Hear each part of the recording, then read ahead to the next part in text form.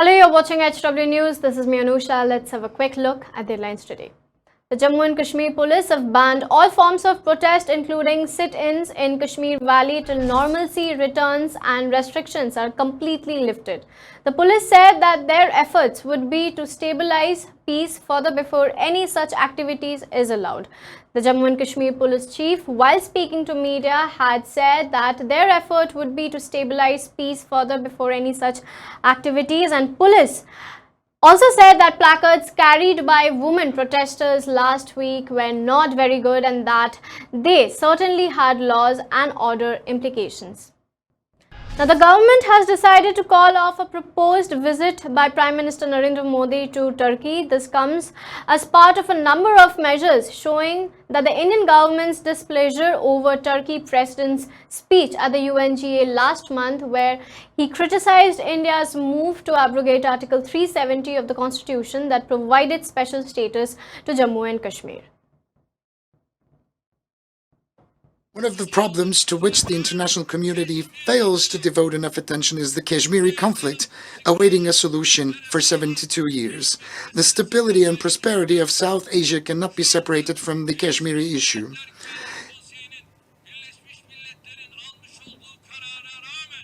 Despite the resolutions adopted by the United Nations Security Council, Kashmir is still besieged and 8 million people are still stuck in Kashmir. They cannot get out.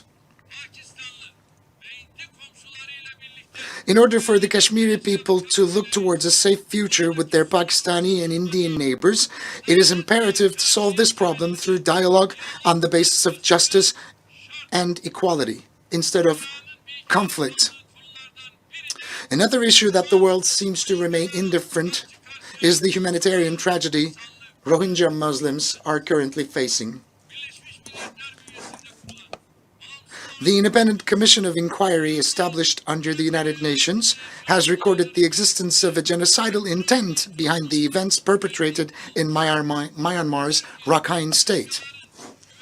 Turkey will continue to carry out its initiatives and endeavors to ensure the security and fundamental rights of the Rohingyas, as well as the humanitarian relief activities we have undertaken since the first day.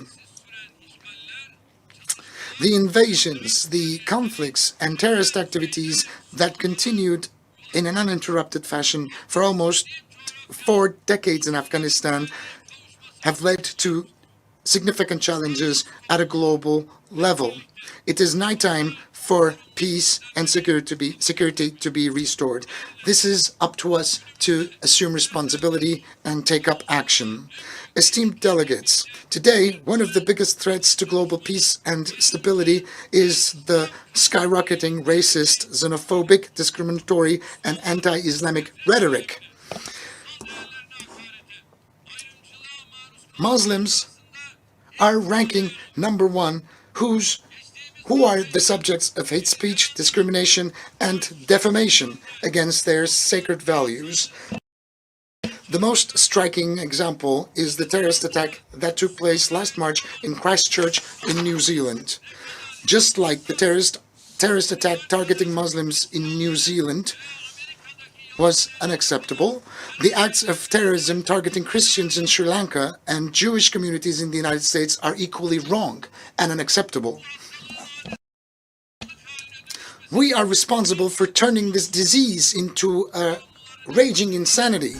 Now, India and Philippines signed 4 bilateral agreements during President Ramnath Kovind's Manila visit. Indian President Ramnath Kovind is on an official tour to Philippines and Japan. He reached Manila in the first leg of his visit to both the countries. I am happy to be here with you today. I thank you for a warm and special welcome.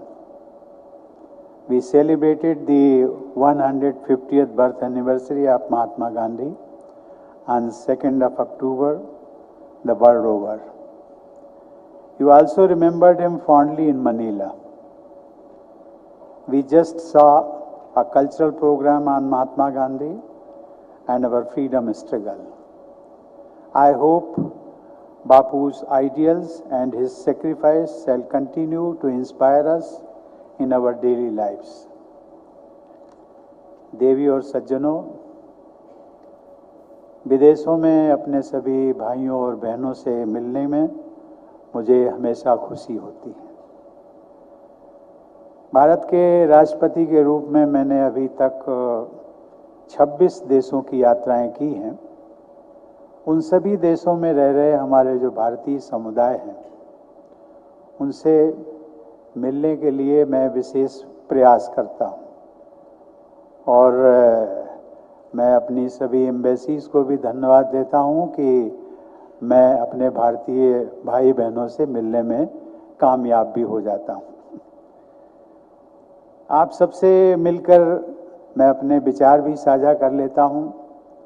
किसी दूर देश में बसे अपने लोगों से मिलना मेरे लिए एक खास भावनात्मक और विशेष अनुभव देता है और सही मायने में कहा भी जाता है कि अपने तो अपने होते हैं। आज आप लोगों से मिलकर मुझे ऐसा महसूस हो रहा है कि जैसे मैं मनीला में नहीं हूँ, फिलीपींस में नहीं हूँ, बल्कि अपने ही देश भारत के किसी शहर में आप सब लोगों से मिल रहा हूँ।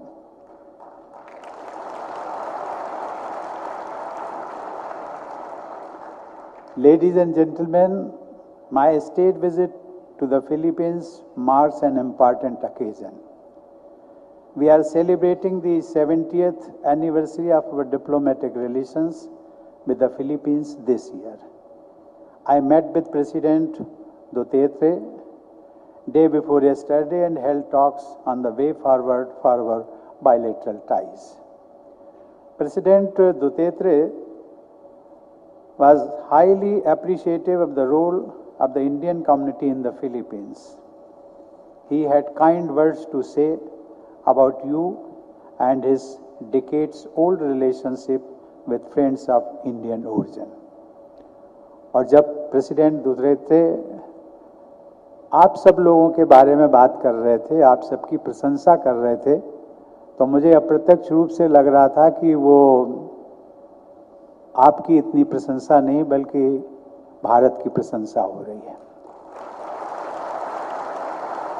Now moving on, British Prime Minister Boris Johnson reluctantly wrote to Brussels late Saturday asking for a Brexit extension after MPs voted to force him into seeking a delay beyond October 31st. In a day of high drama in House of Commons, MPs declined to give their backing to the revised withdrawal agreement. Johnson stuck with the EU this week until the legislation needed to rectify it has passed.